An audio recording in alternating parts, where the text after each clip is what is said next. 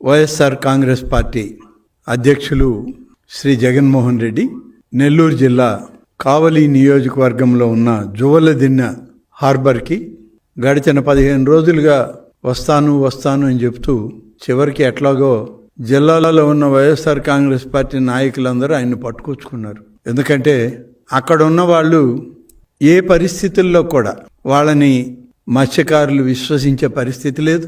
జిల్లాలో ఉన్న వైసీపీ నాయకత్వం కానీ కావలి నియోజకవర్గంలో నాయకత్వం కానీ మత్స్యకారు కుటుంబాలు వాళ్ళ భవిష్యత్తుకి ఇన్నాళ్ళు అడ్డం తగిలిన ఈ పార్టీని గురించి ఆలోచన చేసే పరిస్థితుల్లో కూడా వాళ్ళు లేరు.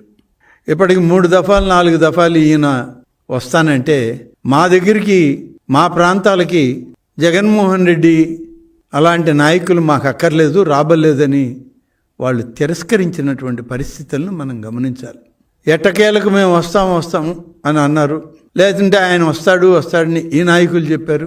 ఆయన ఎట్నో బతిమాలి తీసుకొచ్చుకున్నారు. అక్కడికి తీసుకొచ్చిన తర్వాత ఏం చేయడానికి మీరు వచ్చి మీరేం సాధించారు అని అంటే కేవలం నిందారోపణ పరదూషణ తప్ప మరొకటి లేదు. ఆయన హార్బర్ గురించి మాట్లాడాడు. ఎన్నికలకు ముందు పూర్తి కాని హార్బర్లని పూర్తి కాని ప్రాజెక్టులని నువ్వు జాతికి అంకితం చేసినటువంటి సంఘటనలు ఎన్నో ఉన్నాయి.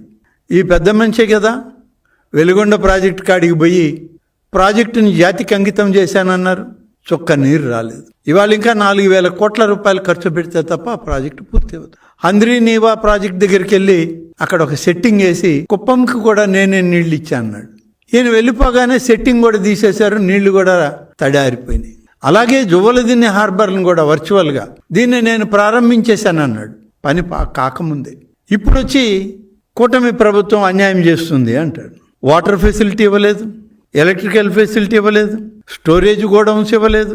ఇవేవి పూర్తి చేయకుండా 24 మార్చిలో ఎన్నికలకు 3 నెలల ముందు వర్చువల్గా దీన్ని ప్రారంభించి జువ్వలదిన్నె హార్బర్ని నేను మత్స్యకారులకు అంకితం చేశాను అన్నాడు. ఎక్కడ ఏది పూర్తి చేశావు, ఏది ఇచ్చావు?